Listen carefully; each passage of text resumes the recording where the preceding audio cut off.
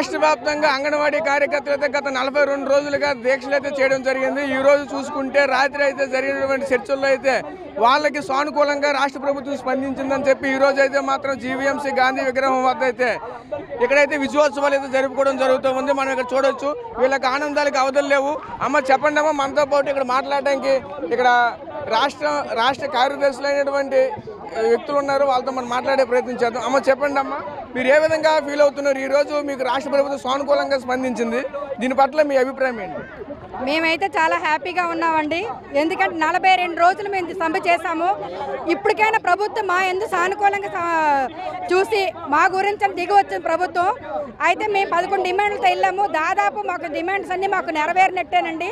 కాకపోతే జీతాలు పెంపు విషయం అయితే జూలైలో పెంచుతామని చెప్పింది మన గవర్నమెంట్. అయితే దానికి కూడా మేము లిఖితపూర్వకంగా లెటర్ ఇస్తామన్నారు. దానికి మేము ఓకే అని చెప్పి మా సమ్మె ఈ రోజు నుంచి విరమింప చేసి ఈ రోజు నుంచి విధుల్లోకి వెళ్దామని మేము డిసైడ్ అయ్యామండి. అయితే ముఖ్యంగా ఏంటంటే మాకు ఆనందకర విషయం ఏంటంటే ఇది వరకు కూడా మాకు ఏ మట్టి ఖర్చులు లేవు, విధుల్లో చనిపోయిన ఎటువంటి ఇబ్బందులు లేవు మాకు. అలాంటిది ఈ రోజు మన ప్రభుత్వం ఏం చెప్పిందంటే చనిపోయిన వాళ్ళ కుటుంబంలో ఒకరికి ఉద్యోగం ఇస్తామని, అలాగే మట్టిగా 20,000 ఇస్తామని, తర్వాత రిటైర్మెంట్ బెనిఫిట్స్ 1,50,000 నుండి 1,20,000 పెంచారు. ఆయాలకేమో 20,000 నుండి 60,000 పెంచారు. అలాగే చాలా వరకు మేము చాలా సాధించినట్టేనండి. ఈ జీతాలు కూడా 2-3 రోజుల్లోనే మాకు లిఖితపూర్వకంగా లెటర్ ఇచ్చి ఎంత పెంచుతామనేది ఆ రోజు మాకు 3 రోజుల్లో మాకు చెప్తామని చెప్పారు. దానికి కూడా మేము ఓకే చెప్పి ఈ రోజు నుంచి మేము విధుల్లోకి వెళ్దామని చాలా హ్యాపీగా ఫీల్ అయ్యి చాలా ఆనందంగా ఉన్నామండి మేమందరం కూడా. అయితే మా ఎందు దయించి మా వెనకుండా నడిపించి మా నాయకులు ఎంతో కృషి ఉందండి ఇందులోని.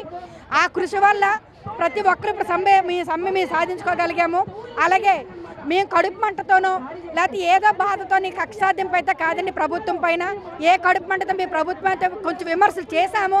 ఆ విమర్శలని మీరు మా ఎందుకు దయించి మనసులో పెట్టుకోకుండా మాకంటూ కొంచెం న్యాయం చేసి ఇంకా తదుపరి కూడా ఇంకా మాకు ఇంకా న్యాయం చేయాలని, మా పట్ల ఇంకా సానుకూలంగా ఉండాలని ఈ సభాముఖంగా ఈ విజయోత్సవాల సందర్భంగా తెలియజేసుకుంటున్నామండి.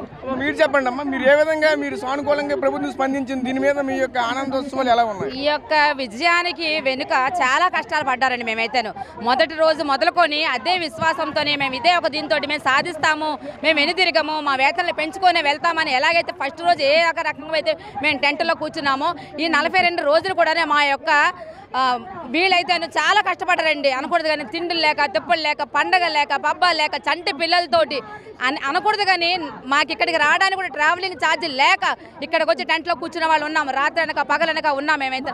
కానీ ఒకటి మనం కష్టపడితే ఫలితం లేకుండా వెనుదిరగకూడదని ఒకటే ఉద్దేశం అయితే ఉన్నామేమో. అలాగనే కష్టపడ్డామేమో, మా కష్టపడదని ఫలితం అయితే దొరికిందని మేమైతే ఆశిస్తున్నామండి. కానీ లిఖితపూర్వకంగా ఆయన 2 రోజులు టైం ఇచ్చారు. లిఖితపూర్వకంగా మాకు ఇస్తే మాత్రం ఇంకా చాలా హ్యాపీ ఫీల్ అవుతామండి మేము. ఎందుకంటే పండగలు ఏమి లేవు. ఈ రోజు నిజమైన పండుగ మాకైతే అన్ని పండుగలు కలిపి ఈ రోజు మేము చేసుకున్నాము. ఎందుకంటే ఒక స్వీట్తోనంటే స్వీట్ దేన్ని పంచుతాము, హ్యాపీనెస్ పంచుతాము. ఈరోజు మాలోనే ఆ హ్యాపీనెస్ వచ్చింది. ఇక పైన కూడా ఆయనకు మేము అన్నాము, ఎందుకంటే ఆయన మొండి వైఖరిని విడిచిపెడతారేమో, అప్పటికైనా వస్తారేమో, మా మాట వింటారేమో అన్న ఉద్దేశం మీద మేము మాట్లాడాము. కానీ అవన్నీ మేము మా కడుపు మంట కోసం అన్నామండి. కానీ ఇది మీరు ఇచ్చిన మాట మాత్రం మీరు నిలబెట్టుకుంటే మాత్రం చాలా హ్యాపీగా సంతోషంగా మేము ఉంటామేమో. రాబోయే ఎన్నికల్లో కూడా మీకంటే ఏంటనేది మీరు ఇచ్చిన మాట నిలబెట్టుకుంటే మేమంటే ఏం చేస్తామనేది మీకు మీ ఎన్నికల్లో మీకు తెలుస్తుంది సార్. మీకైతే మీరు చెప్పండి అమ్మా. నా పేరు శోభారాణి, జిల్లా వర్కింగ్ ప్రెసిడెంట్ని. ఈ విజయం వెనకాల ఎన్నో కష్టాలు ఉన్నాయండి. మొన్న అయితే విజయవాడ వెళ్ళేటప్పుడు చాలా కష్టాలు చూసాం మేము. పోలీసు మమ్మల్ని వెంటడలేరు కూడా. ఎందుకంటే స్టేషన్ వరకు చేరాము, మాతో వచ్చిన 2 బయట పెట్టారు. కానీ నేనైతే ఎలాగో తప్పించుకొని టెన్షన్, అంటే ట్రైన్ ఎక్కుతానా లేదా, విజయవాడ చేస్తాను లేదని చాలా టెన్షన్తో ఉన్నాము. అయినా సరే మా కష్టానికి తగ్గ ఫలితం దక్కింది ఈరోజు రాష్ట్రం దగ్గర నుంచి. అయినా సరే మేము ఎన్నో ఎదుర్కొన్నాం. కానీ ప్రతి ఒక్కరికి విజయవాడలో ఎన్నో నానా ఇదిగా కష్టాలు పెట్టారండి. బట్టలు చింపారు, ఈడ్చేశారు, చాలా చేశారు. అసలు అది కలర్ చూస్తే నాకు చాలా ఏడుపు వచ్చింది ఆ రోజు. ఇక్కడ మన విశాఖ రైల్వే స్టేషన్లో కూడా నన్ను అడ్డగించుకొని చూశారు, పోలీసులు చుట్టూ తిరిగారు. అయినా సరే మేము దొరకకుండా ట్రైన్ రాగానే ట్రైన్ ఎక్కిపోయాం అన్నమాట. ఎక్కిపోయి మేము విజయవాడ చేరిపోయిన తర్వాత అక్కడ నుంచి 11 తర్వాత మమ్మల్ని అక్కడ అరెస్ట్ చేసి వేరే ఎక్కడ ఏలూరు దగ్గర కళ్యాణం తీసుకెళ్ళిపోయి అక్కడ ఉంచేసారు 5 వరకు.